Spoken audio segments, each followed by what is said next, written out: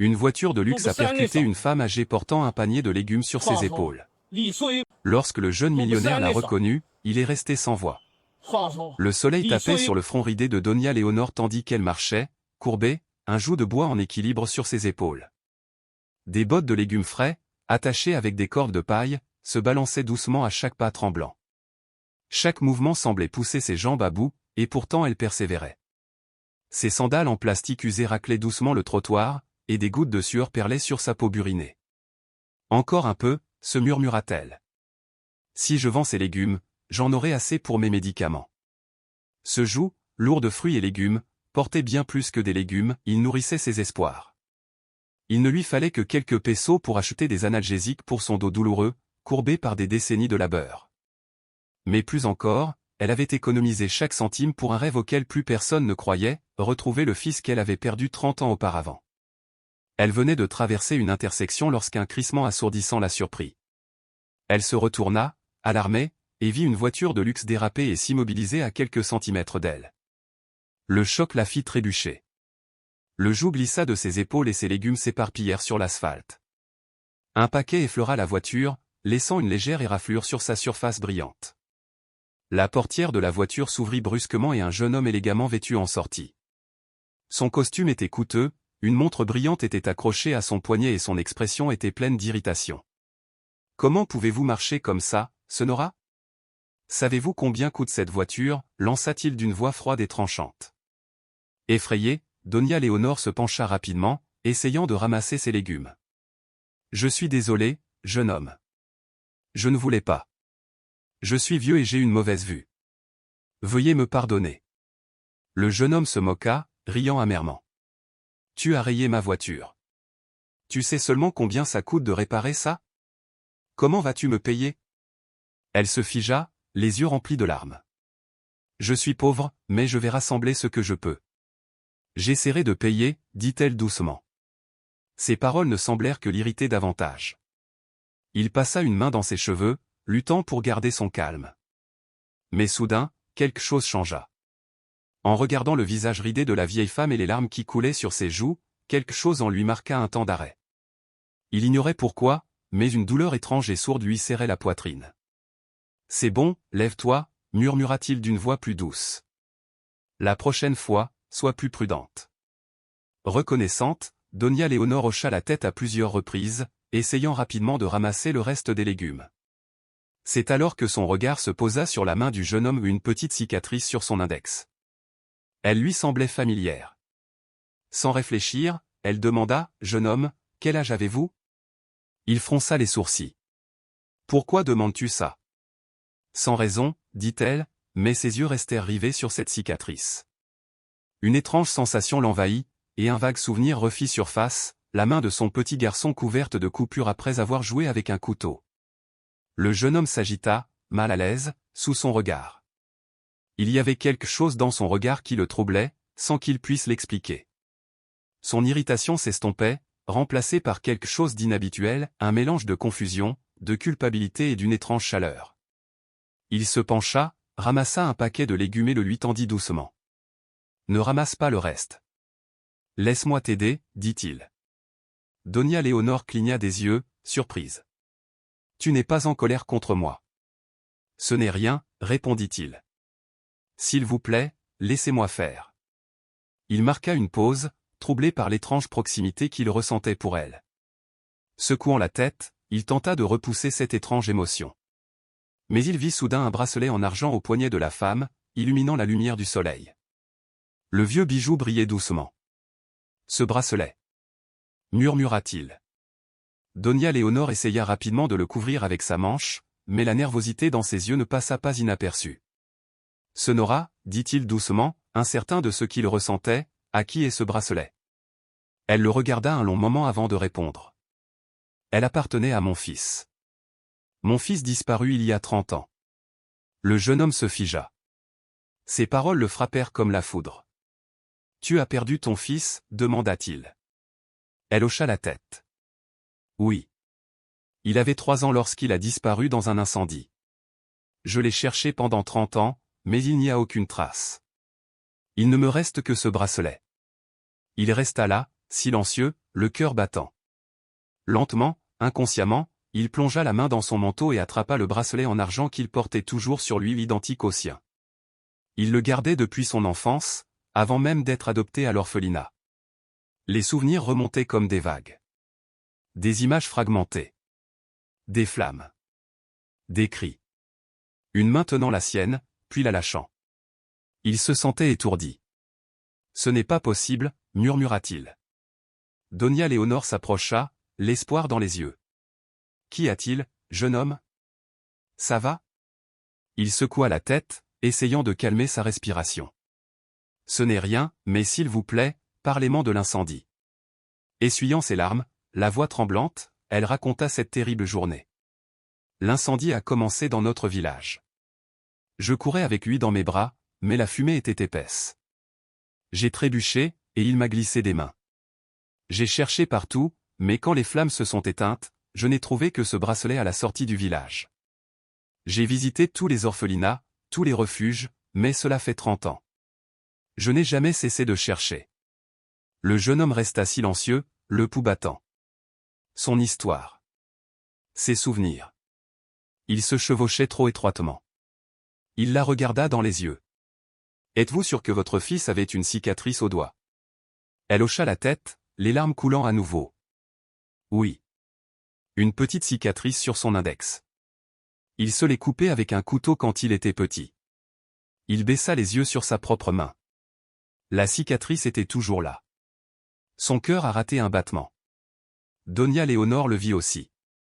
Tremblante, elle lui prit la main. « Jeune homme, quel âge avez-vous ? » « J'ai 33 ans, murmura-t-il. Donia Léonore chancela. C'était exactement l'âge que son fils aurait aujourd'hui. Mais le jeune homme n'arrivait toujours pas à y croire. Il fit un pas en arrière, essayant de se calmer. « Madame, je ne suis pas sûr, mais je vous aiderai à trouver la vérité. » Elle le regarda, les yeux remplis d'un mélange d'espoir et de peur. « Vraiment, jeune homme ? Vraiment ? Je le ferai, confirma-t-il fermement. Je me renseignerai sur tout. Mais d'abord, parlez-moi de ce bracelet. Donia Léonore hocha la tête, les larmes aux yeux. Le jeune homme quitta le marché avec l'esprit en ébullition, rempli de mots brisés de la vieille femme, des mots sur un incendie, un fils perdu et un bracelet identique au sien. Tout résonnait dans sa tête. Les images floues de son enfance, des souvenirs qu'il avait toujours rejetés comme fantasmés, lui semblaient désormais réelles et terrifiantes. Serait-ce possible, murmura-t-il, puis il secoua la tête. Je dois le confirmer. Cette nuit-là, dans son spacieux appartement, Josué s'assit, fixant le bracelet en argent qu'il gardait depuis des années. Il la compara à une photo de la vieille femme et du bracelet qu'elle tenait à la main. Il ne pouvait le nier, les gravures, la taille, chaque détail était identique.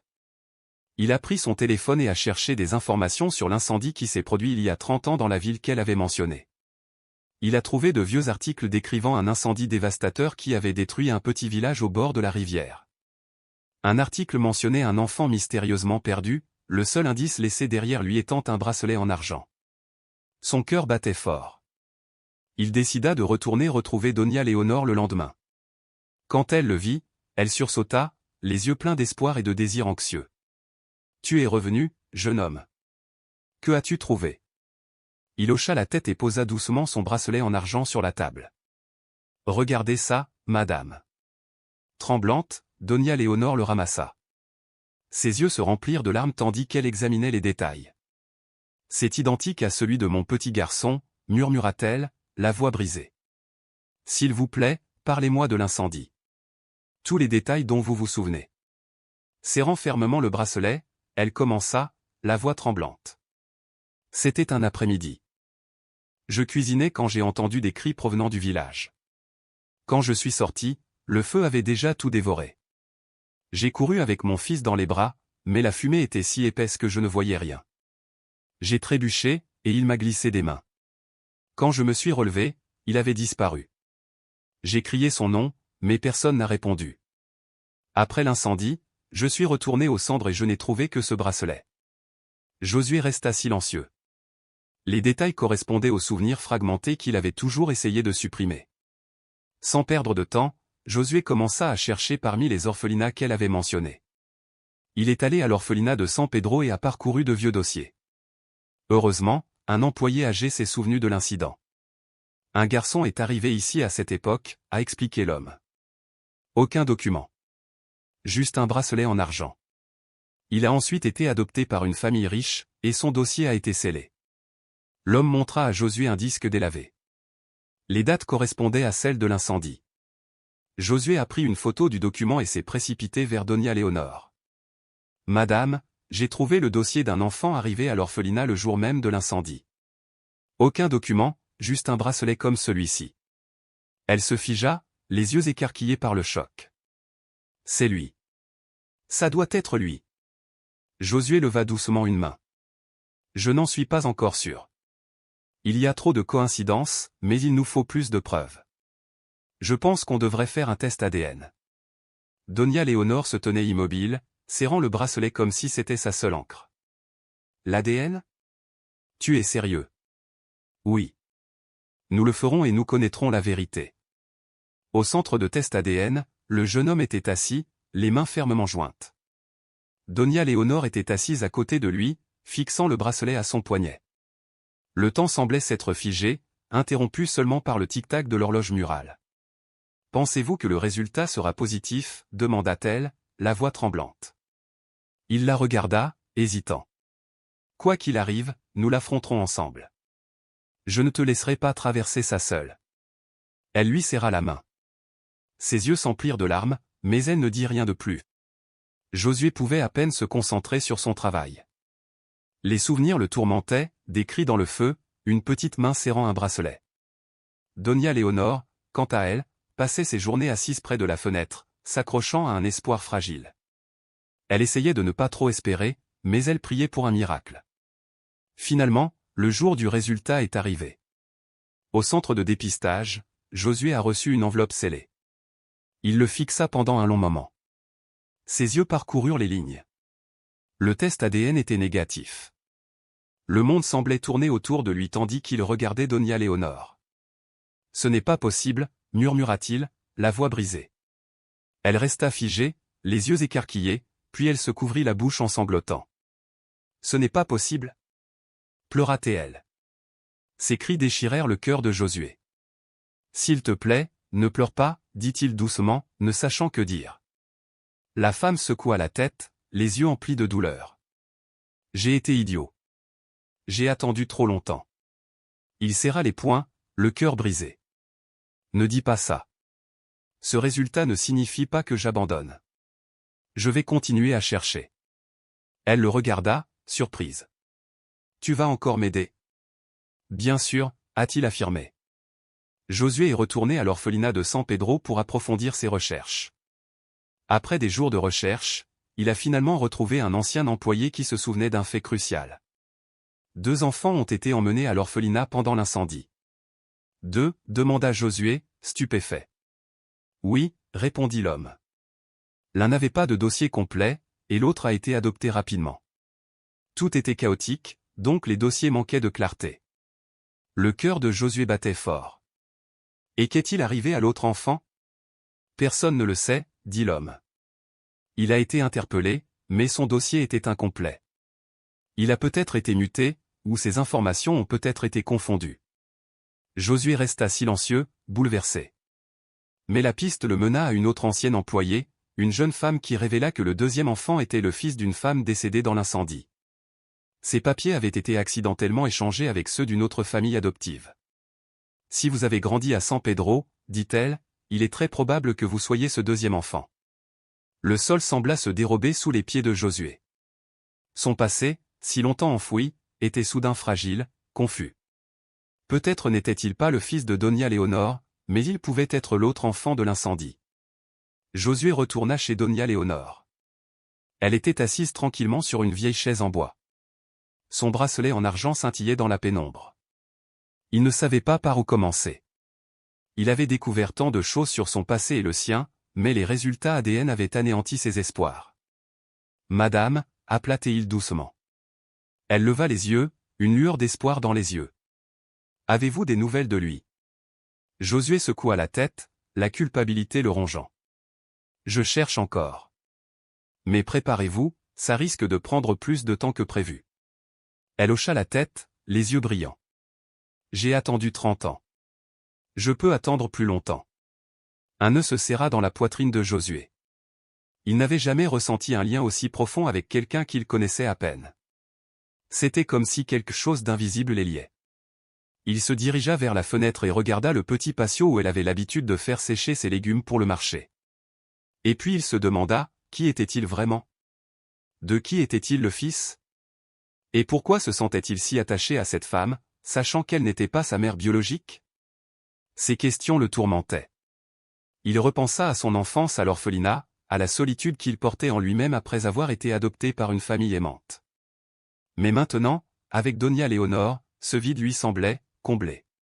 Pourtant, son esprit lui murmurait, ce n'est pas ta mère. Ne laisse pas tes émotions prendre le dessus. De son coin, Donia Léonore le regarda et lui dit doucement, ne te tourmente plus. Je sais que tu n'es pas mon fils. Il se tourna vers elle, stupéfait, mais elle sourit à travers ses larmes. Mais tu sais quoi, dit-elle, depuis le moment où je t'ai vu, j'ai eu l'impression d'avoir trouvé mon fils. L'ADN m'est égal.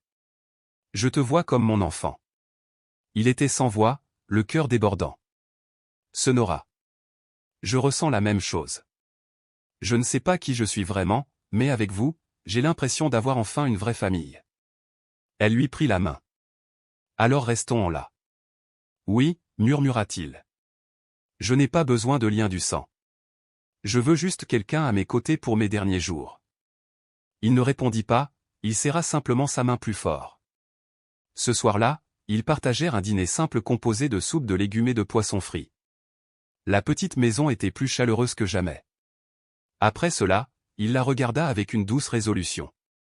Sonora, si vous êtes d'accord, je veux vous emmener vivre avec moi. Elle le regarda, les yeux brillants d'émotion. Tu es sérieux? Oui. Je ne peux pas te laisser vivre seul comme ça. Elle pleurait, mais cette fois, des larmes de joie. Le lendemain matin, la lumière du soleil entrait par la fenêtre, illuminant la maison. Donia Léonore était sur le porche en train de préparer ses légumes, mais elle n'était plus seule. Le jeune homme se tenait à côté d'elle, l'aidant à attacher les paquets. « Je pense que tu n'as plus besoin de les vendre, dit-il doucement. À partir de maintenant, je m'occuperai de toi. » Elle sourit, les yeux pleins d'affection. « Merci, dit-elle, mais j'ai l'habitude de travailler. Si je ne fais rien, je m'ennuie. Et avec votre aide, c'est tellement plus facile. » Josué lui rendit son sourire, une chaleur dans le regard. Il ne doutait plus de leur lien. Elle était désormais sa famille, celle qu'il n'avait jamais eue étant enfant. Après un repas simple, il l'aida à rassembler ses affaires. Ce jour-là, il l'emmènerait dans son spacieux appartement en ville. Avant de partir, Donia Léonore jeta un dernier regard à la petite maison où elle avait vécu pendant des décennies. Elle essuya ses larmes et sourit. Ma vie était déjà complète. Mais maintenant, avec toi, j'ai l'impression de renaître. Cet après-midi-là, alors qu'il finissait de déballer les affaires de l'appartement, Donia Léonore était assise sur le canapé, enveloppée dans une couverture faite main. Depuis la fenêtre, le coucher de soleil peignait le ciel de teintes oranges, et le bourdonnement lointain de la ville semblait s'estomper dans le silence.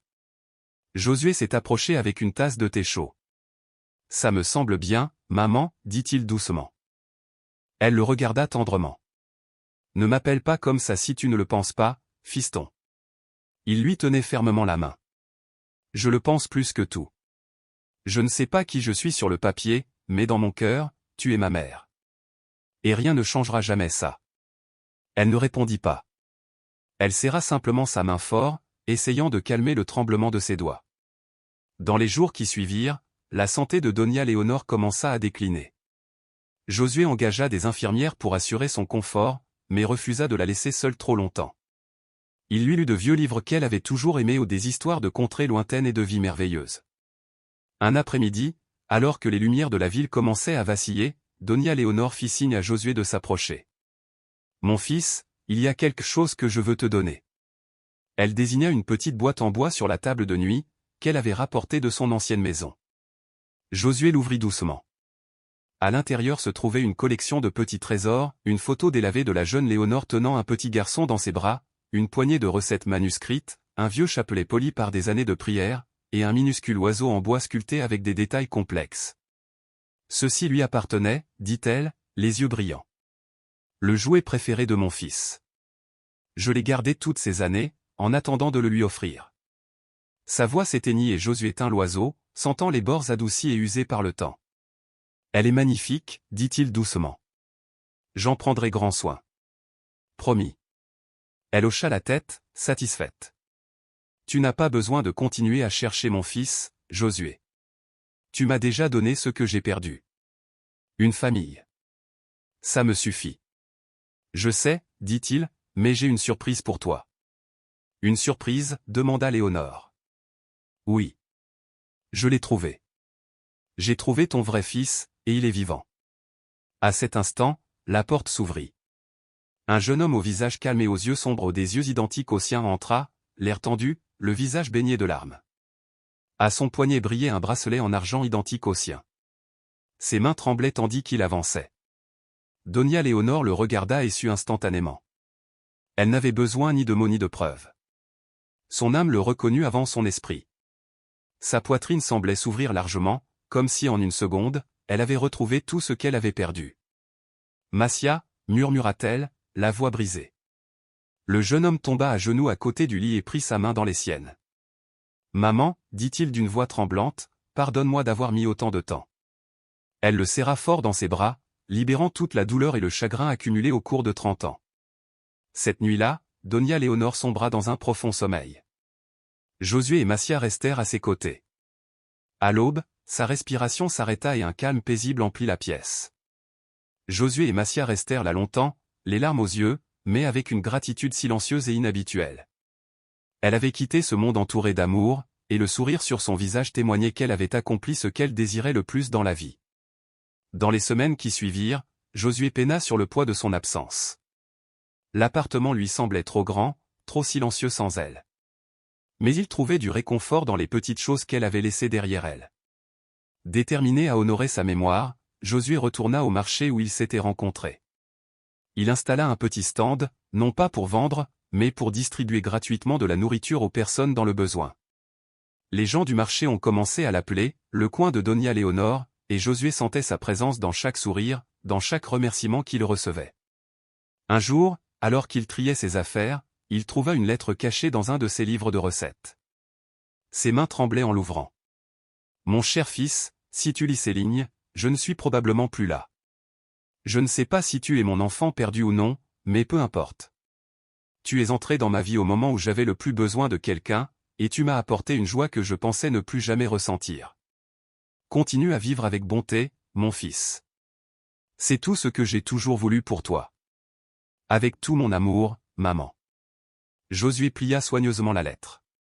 Il comprit alors que Léonore lui avait donné plus qu'un foyer ou une famille.